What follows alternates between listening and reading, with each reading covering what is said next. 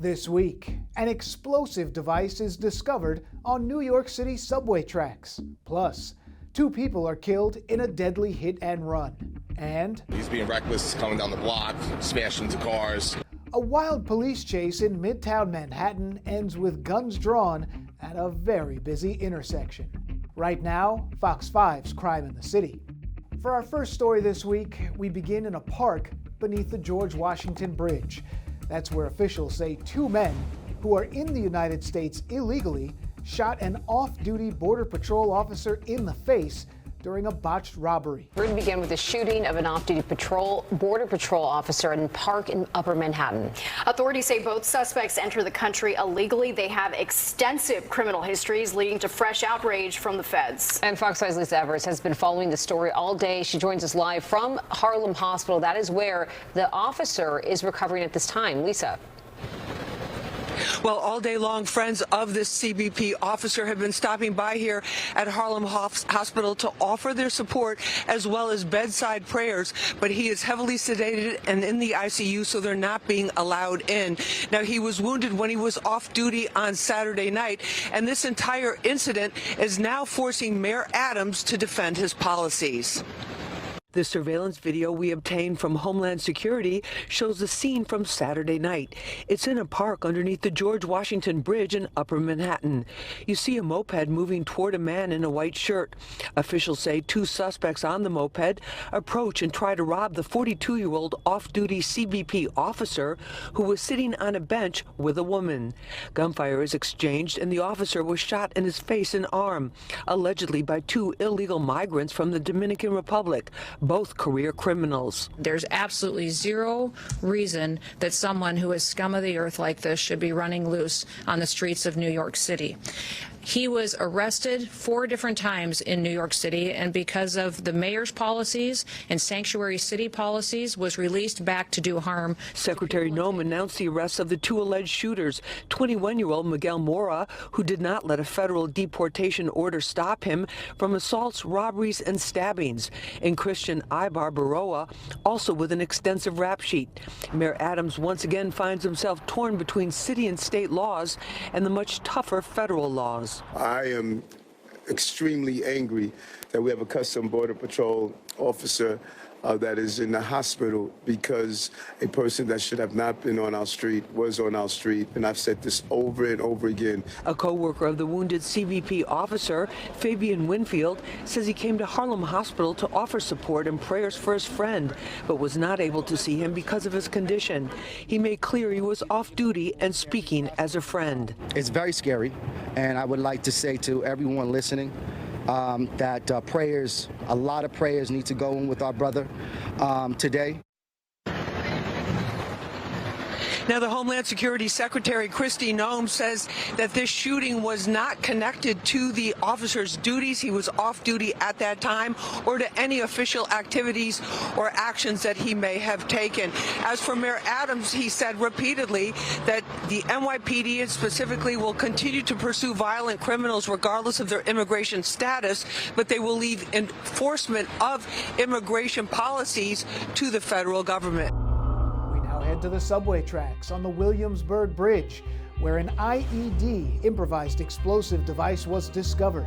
Now a Long Island man is facing federal charges after being accused of making that explosive device and several others. We're going to begin with the indictment of a Long Island man accused of building and storing several homemade bombs on Soho rooftops. He is now facing several charges, federal charges rather. Fox 5's Haley Fixler is live in Lower Manhattan with the very latest on this investigation. Haley. Antoine, Bianca, I spoke with the Deputy Commissioner of Intelligence and Counterterrorism, and she tells me this is still very much an active investigation. So they don't have all of the answers quite yet. But she also says there's not always a clear motive. Take a listen. What we do know, and one thing that the public should be reassured by, is that the tools that we use to apprehend don't require us to know what the intent is. If you're engaging in this behavior and taking these actions, if you're making bombs, we don't really care who you intend to target and who you don't. We're going to make sure that you can't do it. Deputy Commissioner Rebecca Weiner also tells us this case is a perfect example of seeing something and saying something. Weiner also says the Nassau County Police got a tip from someone after Gann made several alarming purchases. Now, we're talking pounds of chemicals, 200 cardboard tubes, and more than 50 feet of fuses. That tip made law enforcement officers aware and able to track down Gann before anything tragic happened. Now, take a look at this video from the Soho rooftop where officials say they found 5 of the explosive devices. You can also see surveillance camera footage showing Gann standing in this exact spot. Weiner could not tell us how long the bombs were up here. Now, we spoke with neighbors in the area. They tell us they knew something was going on last month when they saw the FBI and the NYPD, but they didn't know how serious it was. Here's what they tell us. They were looking for things on the roof. I mean, they brought out a bunch of stuff. They had their forensic unit here, and they were up and they brought the team down with whatever they recovered. How does it make you feel that someone? I'm glad they got them. We learned officials say Gann made numerous internet searches related to bomb making and firearms, and they also tell us it was May 30th when Gann made those alarming purchases. He was arrested just days later on June 5th. Now, Gann allegedly assembled several IEDs. That 6th IED, that is the one that prosecutors say he threw onto the Williamsburg Bridge subway tracks. It's circled right here in red, and it did not go off. It's unclear right now to investigators whether or not he was trying to have it explode or if he was just trying to get rid of the evidence. So here are the charges that Gann is now facing. It's 1 count of attempted destruction of property by means of explosives, 1 count of transportation of explosive materials, and 1 count of unlawful possession of destructive devices. Together, that's a maximum of 40 years in prison if Gann is found guilty. Now, Weiner has also said the community has been incredibly helpful in sending in tips about anything they're concerned about, and she says they take every single lead seriously. And again, this is a perfect example as to why. Down in Chinatown, a man on a bike and a woman walking were both killed early in the morning when a driver slammed into them.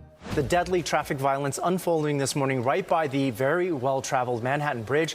Fox 5's Jessica Formoso is live right now in Chinatown, where she spoke with someone who witnessed this horrific incident. Jessica. Arthur, you're about to hear from that witness in just a second, but as you see behind me, things are back to normal here. Now, there is surveillance video, and I watched it, and I have to tell you, those victims did not have a chance to even react. That driver was coming at a high speed off the bridge here. There was a group of people just minutes before that were crossing the street. All this happening so quickly. Sedan comes ripping down like a 60, 70 miles an hour. Ripping down the bridge, right? Now it jumps all this. This witness describing the horrific car crash this morning that left 2 people dead. Fox 5 obtaining surveillance video. You see the blue sedan speeding as it's exiting the Manhattan Bridge, coming into Chinatown. There on the right of your screen, you see a cyclist who was crossing at that moment. We froze the video right before impact. The driver, police say, kept on going, jumping the curb, striking a second person, a 63-year-old woman who was on the sidewalk, and then an empty parked NYPD van that was thrown across the street into this jewelry store. Authorities say both victims were pronounced dead at the scene. It's horrific. People need to slow down and pay attention when they're driving. According to the NYPD, it happened just before 7:30 a.m. near the busy intersection of Canal Street and Bowery. Inside the vehicle, 2 women who police say attempted to flee the scene after leaving this path of destruction. They had blood coming out of them and everything. They were dazed and confused. They were the drivers of the vehicle? Yep, they were the drivers. They went to go grab their handbags so they could leave the scene. I said, dude, I said to the other people, I said, do not let them go anywhere. Police catching up with the 2 shortly after and arresting them. I was really terrified. I was petrified, and I did not want these girls to get away with that.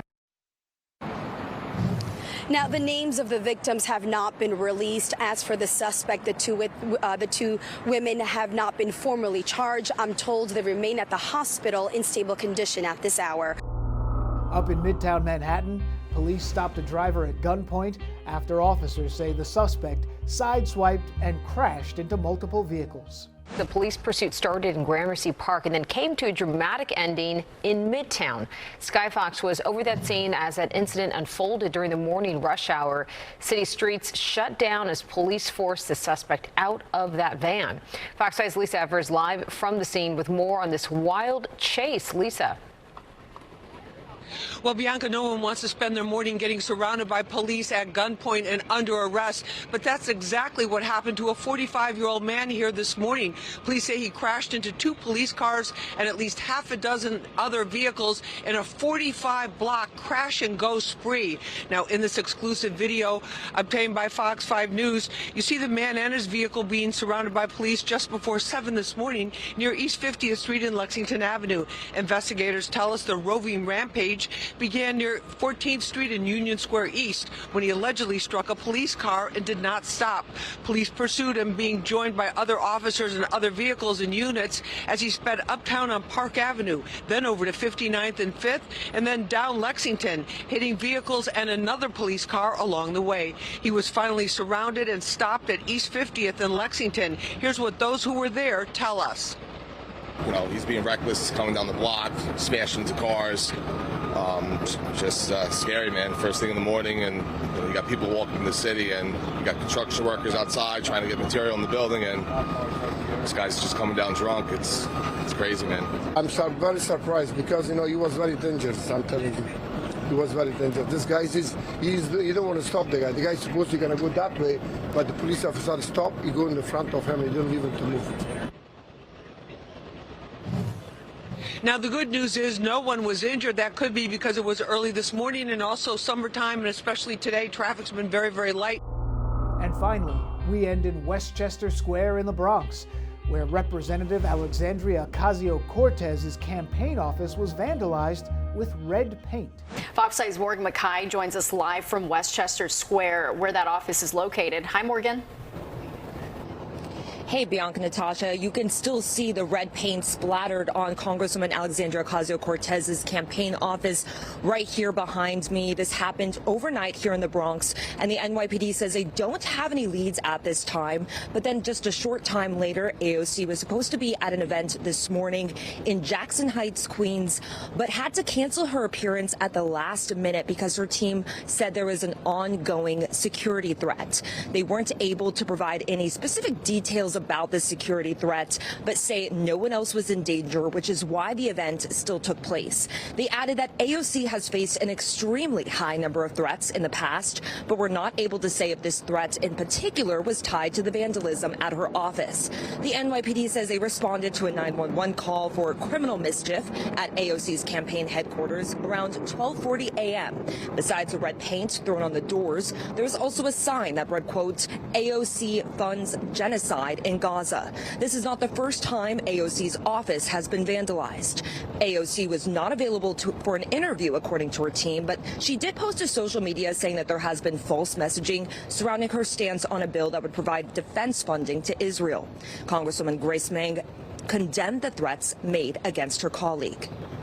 We are seeing this everywhere, and all we can do is to remind people that it is okay to disagree, it is okay to protest, but it's not okay to vandalize, and it's not okay to make people feel like their lives are at risk. We have very real security concerns, as always, and we take them very seriously as well. So in cases like this where it's vandalism, it's a little bit different, but we always make sure that we have an environment that's safe and welcoming. That's this week's Crime in the City. Subscribe for more at youtube.com/Fox5NY.